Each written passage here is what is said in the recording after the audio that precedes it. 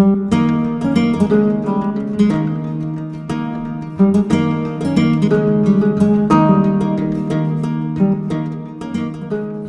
my name is Caitlyn, and I will be telling you the true story of the Three Little Pigs. Everybody thinks they know the true story of the Three Little Pigs, or at least they think they do. But I'll let you in on a little secret. Nobody knows the true story of the Three Little Pigs because nobody has ever heard my side of the story. I'm Wolf, Alexander T. Wolf, but you can call me Al.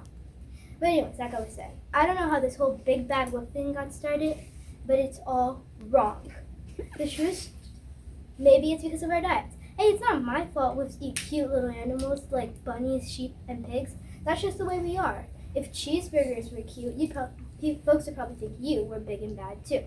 But like I was saying, the whole big bad wolf thing is all wrong. The true story all started with a cup of sugar and a terrible sneeze cold. This is the true story. Once upon a time, I was making a cake for my dear old granny's birthday. I had a terrible sneezing cold.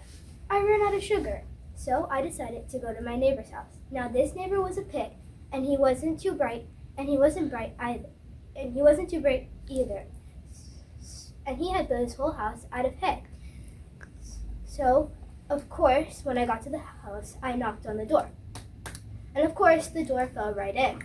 I didn't want to just walk into someone else's house, so I called, little pig, are you in? No answer. So, I was just about to go home until I felt a sneeze coming on. Well, I huffed, and I snuffed, and I sneezed a great sneeze. Achoo!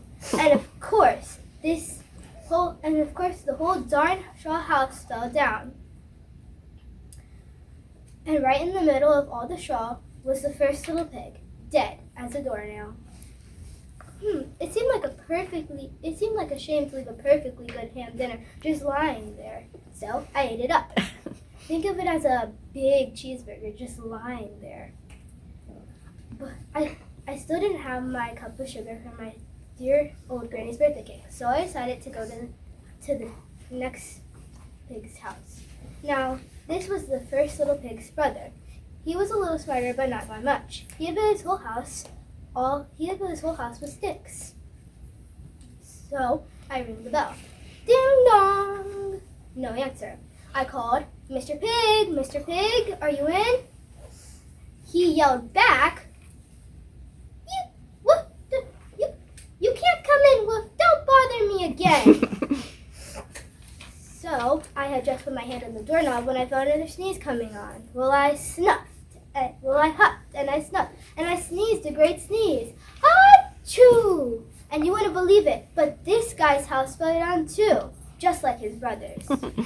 Right in the middle of all the dust and sticks lied the second little pig, dead as a doornail. Whoop's honor. Now, you know food will spoil if you just leave it out in the open, so I did the only thing there was to do.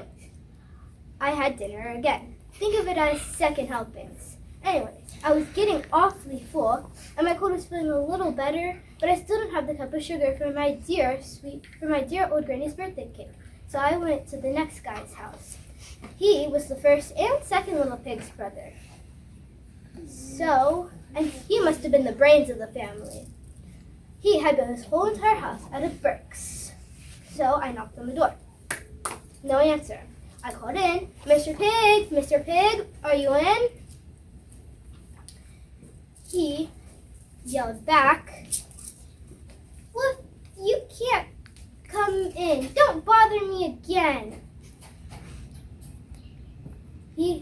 Talk about impolite. He probably had a whole sack full of sugar just lying there. And he wouldn't even give me one little cup for my dear sweet old granny's birthday cake.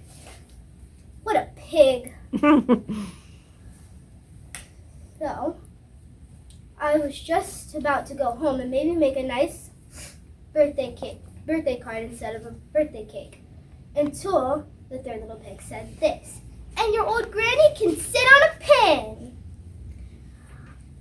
Now, I'm usually a pretty calm fella, but when people talk about my granny like that, I go a little crazy.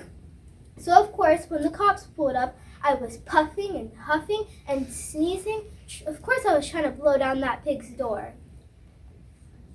The rest, as they say, is history. The reporters found out about the 2 pigs I had for dinner, and they thought a sick guy going to borrow a cup of sugar didn't sound very exciting enough. So they jazzed it up with all of that I'll huff and I'll puff and I'll blow down your house.